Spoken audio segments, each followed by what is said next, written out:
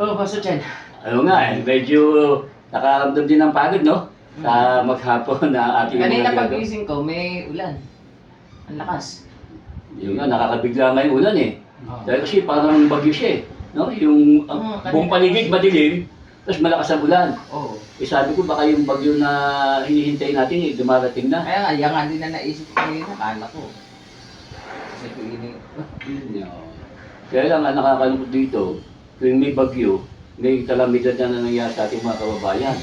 Nakakalungkot naman kung sila ay mapapahamak, lalo yung nabalita eh, isang baby nahulog sa kama, nahulog sa tubig, nalunod, hindi napansin ng kanyang magulang. Eh talagang lungkot-lungkot yung mag-isawa. Ito yung mga kabayan natin ngayon, hindi pa halos nakakabawi doon sa, sa baha. Kaya nga ang dapat natin gawin eh, talagang kailangan lumapit tayo sa ating Panginoon. Kasi yung mga tao, nagpe-pray na, pero ang kanilang panalangin eh, tinutugon ng Diyos. Paano ba para tugunin ang ating panalangin? Ano dapat natin gawin? Kasi marami nagpe-pray din naman, hindi naman tayo. Buong mga tao sa Pilipinas eh, nagpe-pray, eh kailang sasagot kaya sila sa kanilang panalangin. Ano ba dapat natin gawin para tayo ay sagutin sa ating panalangin? Ayon lang sa akin, ayon lang sa akin, kasi alam ko sa Bible, meron naman kasing tinuturo doon na sabi ni Jesus, humiling tayo sa kanyang pangalan na tayo kanyang sasagutin. Bibigyan. Meron tayong assurance ng na talagang sasagutin tayo ng Diyos sa kanyang sa pagtayo na nalang. Oo nga, no? Okay, sabi nga, siya mismo nangako, di ba? Oo. Alam mahingingin natin sa pangalan niya, mayroong kasagutan. Sa chapter 13 po. Sa Jan yun, sa Jan. So lumalabas ang panalangin pag humingi ka sa pangalan ng Panginoon Jesus. Oo. Una, kailangan makilala muna ng tao kung sino si Jesus. Jesus, oo. Kasi paano katutugunin kung hindi mo kilala ang iyong tinatawagan? Kasi marami tayong pinapanalangin, no? Marami tayong mga sa kinalakiang reliyon ay kung sino-sino ang ating tinatawagan. Oo nga naman. Eh kaso, may sinasabi ang Panginoon eh.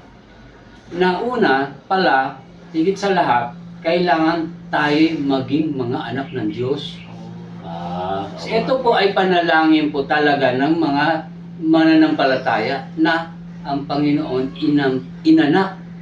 Mga inanak ng Diyos. Sa bagay, no? Kasi sabi ganun, yung sa Ilumatipan, yung nakalagay na, yung the prayer of the righteous.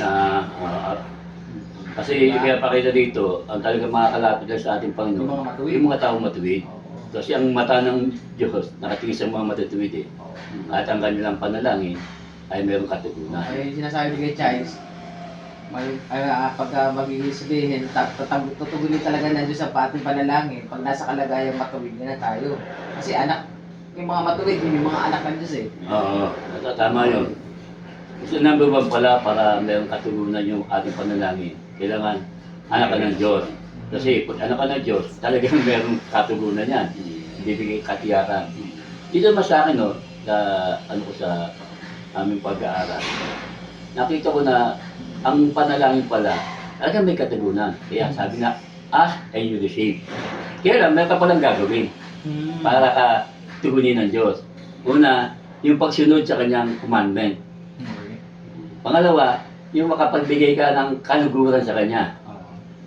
Ibig sabihin, yung pagsunod sa commandment, pagsunod dito sa sinasabi ni Jesus Cristo, love one another. Yung kaluguran naman na magagawa na sa ating Panginoon, yung pananampalataya. Kasi kung may pananampalataya ka, ang Diyos yung magagawa. Yun lang pala ang pinakasikreto. Mamuhay tayo sa pag-ibig at magtiwala tayo sa kanyang salita na magbibigay kaluguran sa kanya. At napakaganda, nakita natin, narinig na mga bagay na sa pamamagitan ng mga panalangin, makikita natin na talagang tayo tutugunin. Ayon sa ating mga tagapahayag sa oras na ito, na talagang kailangan may pagtitiwala, paniniwala, higit sa lahat, at yun nga tayo ay may pag-ibig. Oo. Kasi pag tayo nagmamahal, nakikita sa atin ang bunga ng Espiritu at sa pamamagitan nito, ang mga tao mahahamon na ganun pala ang Kristiyano. Ayun, So, pagpapala Nen, dagdag lang. Ano ba ang dapat natin panghawakan? Pagka, halimbawa, para sa panghawakan natin, para, na talagang, alam natin na talagang tutugunin na Diyos sa pagtagdag-pray tayo. Siyempre sa ating gagawin panalangin, hindi pwede yung wala kang pagtitiwala. Kailangan pinanghahawakan Oo, tayo. magtitiwala ka kasi yung panalangin, involved talaga dito yung faith. Hindi pwede yung nanalangin ka, pagtapos magdududa ka. Sa 1 Peter chapter 5 verse 7, ay binibigay dito na ibato daw natin kay Jesus Cristo yung ating mga problema dahil siya ay nagmamahal sa atin. Kaya tutugunin niya tayo sa ating mga pangangailangan.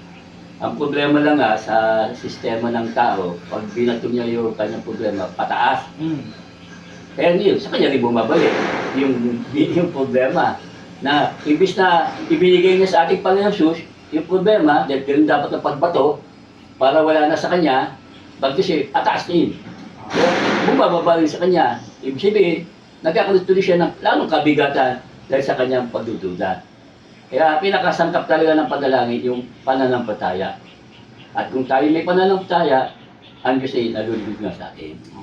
Yun ang mahalaga.